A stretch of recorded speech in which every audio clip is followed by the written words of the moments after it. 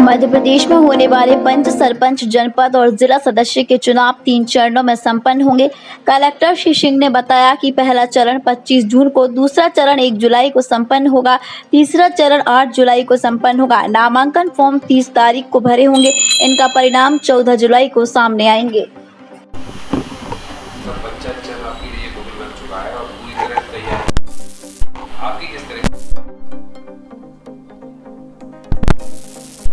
आप सबको पता ही है कि पंचायत चुनाव से संबंधित कार्रवाई चल रही थी और बीच में स्थगित हुआ था, तो बहुत सारी तैयारियां तो ऑलरेडी थी। पर आप सही कह रहे हैं कि एक तैयारियां नए सिरे से की जानी होती है एक बार होती है तो उसी के क्रम में कल अधिकारियों की बैठक बुलाई थी, जिनको जो काम सौंपा है और उनसे चर्चा की थी। आज हमने मीडिया के साथियों को बुलाया था कि आयोग ने क्या कहा है, आयोग की क्या एक्सपेक्टेशन है, जिला प्रशासन की क्या एक्सपेक्टेशन है।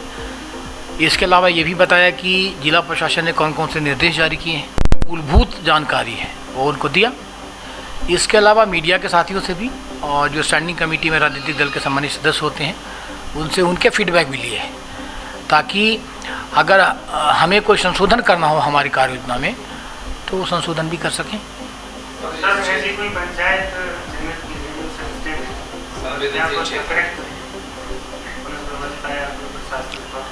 निश्चित रूप से आप भी एहसास करते हैं, आप लोगों ने भी आज उसका जिक्र किया है। एक तो हमारे अधिकारियों का आकलन होता है, सरकारी अमले का आकलन होता है कि कौन सी जगह ज़्यादा ध्यान देने की ज़रूरत है। उसमें पिछला इतिहास भी काम करता है, वहाँ झगड़े हुए हैं क्या विभिन्न चुनाव में, वहाँ कोई एक तरफा कोई डोमिनेशन तो नहीं है, किसी का दबाव तो नहीं है, तो ये इतिहास भी वहाँ काम करता है। इसके अलावा आप जैसे लोगों का फीडबैक भी जो आज कहा है आपने, ये कहते हैं राजनीतिक दल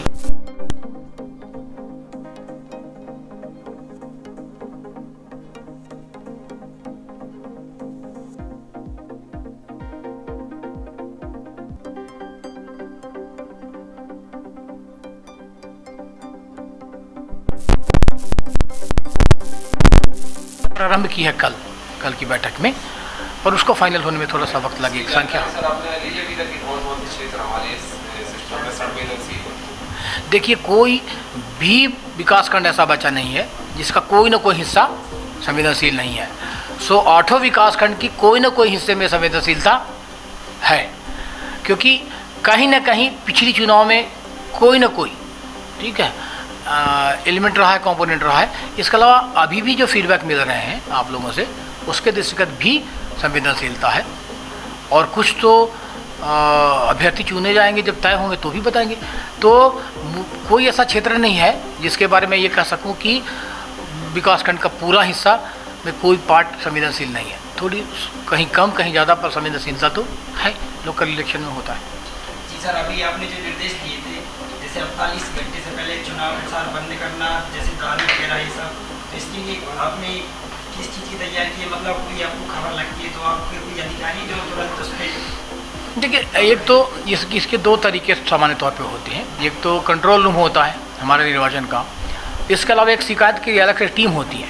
उनका काम ही होता है कि शिकायत जो है उस पर तत्परता से कार्रवाई करें, क्योंकि आयोग भी रिपोर्ट मांगता है, हम लोग को जल्दी से रिपोर्ट देनी पड़ती है। तो ये 2 लेवल की व्यवस्था जिले में है, इसके अलावा SDM के लेवल पे अलग से व्यवस्था है।